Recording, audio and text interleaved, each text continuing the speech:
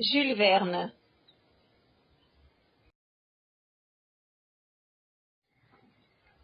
Jules Verne est considéré comme le père français de la science-fiction. C'est l'auteur des Voyages extraordinaires, recueil de 54 livres où l'impossible paraît possible à l'époque des grands progrès scientifiques.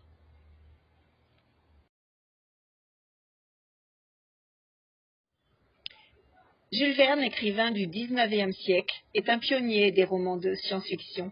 Il est né à Nantes le 8 février 1828. Son père, Pierre Verne, est avoué. Et sa mère, Sophie Alotte de la Fuyée, est issue d'une famille d'armateurs nantais.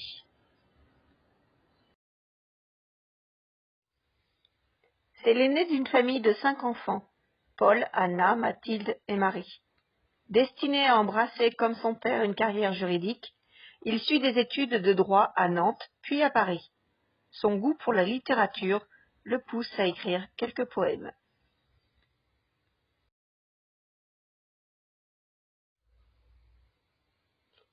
Petit à petit, l'envie de devenir écrivain se fait plus pressante. Il rencontre les Dumas, père et fils.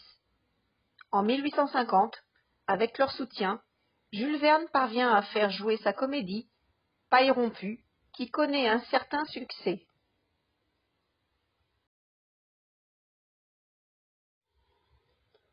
Il se lance dans un travail d'écriture, rédige des pièces de théâtre et des nouvelles, et abandonne définitivement le métier d'avoué. En 1852, il devient secrétaire du théâtre lyrique. En 1856, il fait la connaissance d'Honorine Morel, à Amiens. Il épouse cette jeune veuve et mère de 2 filles l'année suivante. En 1861, ils auront un fils, Michel Verne.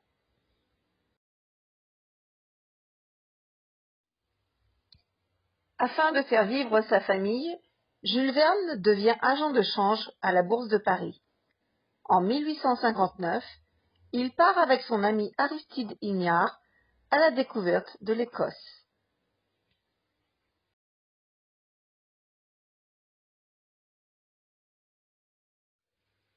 Les Voyages extraordinaires de Jules Verne.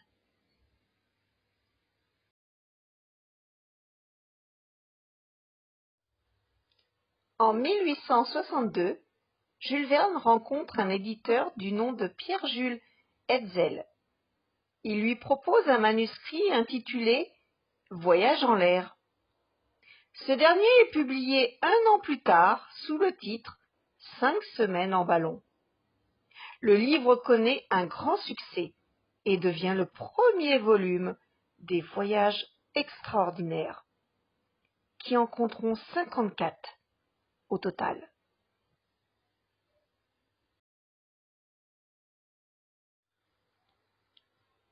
C'est le début d'une longue collaboration et d'une longue amitié entre Verne et Hetzel.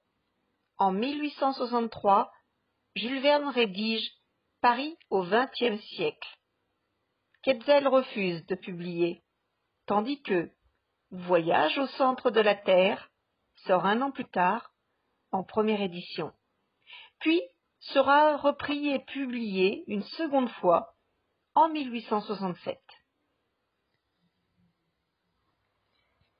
Jules Verne écrit ce 3e roman d'aventure en s'inspirant d'un voyage réel au centre de la planète mené par un savant allemand, son neveu et un guide, grâce à un passage dans un volcan islandais, le Schneefell.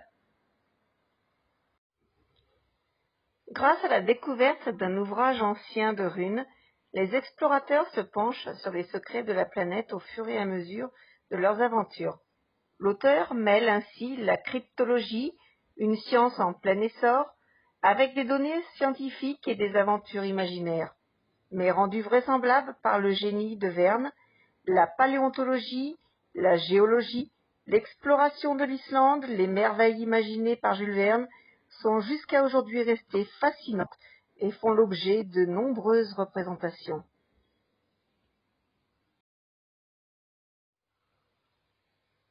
De la Terre à la Lune est édité en feuilleton dans le Journal des débats durant l'année 1865.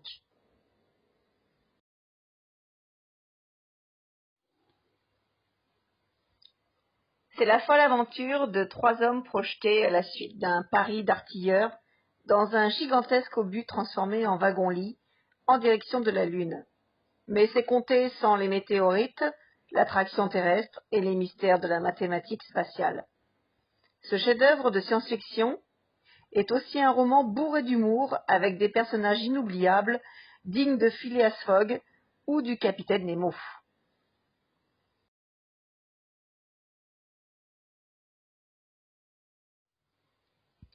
En 1867, Jules Verne embarque avec son frère à bord d'un énorme paquebot à destination de l'Amérique.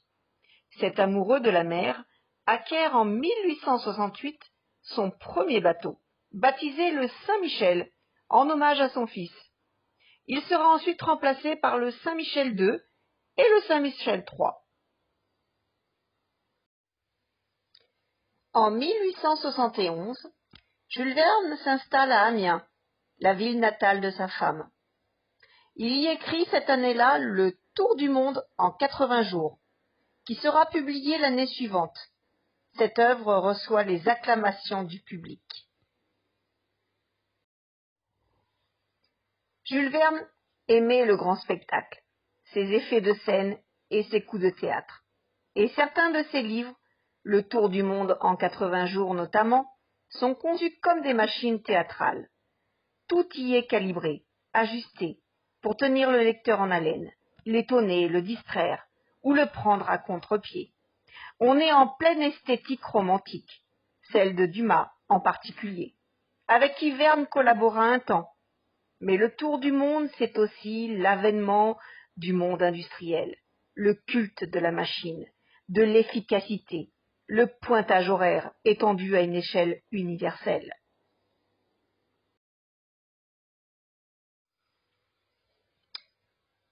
Le tour du monde en 80 jours, c'est l'histoire de Phileas Fogg, qui s'engage dans un pari insensé pour l'époque, faire le tour du monde en 80 jours.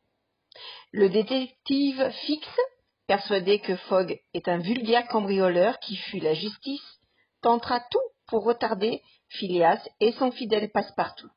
De Londres à Shanghai, en passant par les États-Unis, la course nous entraîne à toute allure pour un tour du monde qui n'a rien de touristique.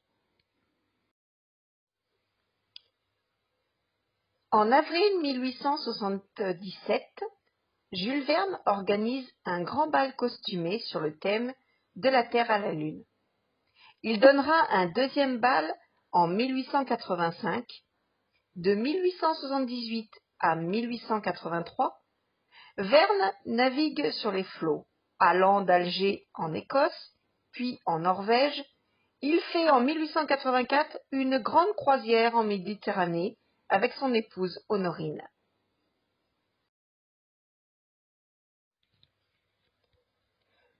« 1886 est une année sombre pour Jules Verne.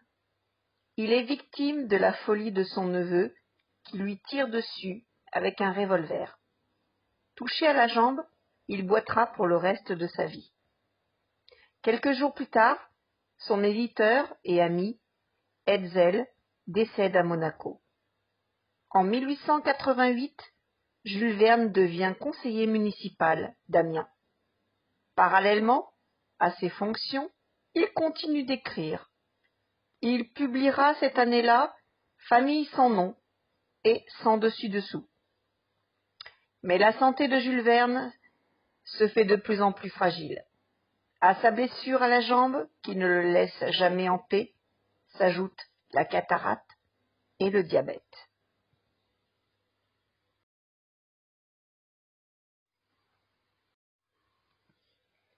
Le 24 mars 1905, Jules Verne meurt suite à une crise de diabète. Près de 5000 personnes assisteront à ses funérailles au cimetière de la Madeleine à Amiens. Après sa mort, son fils Michel Verne publie plusieurs livres qu'il a parfois remaniés. Celui que beaucoup considèrent comme le père français de la science-fiction laisse derrière lui de très nombreuses œuvres. Ces livres ont marqué ce genre littéraire et la littérature française en général. Verne vécut à l'époque de grands progrès.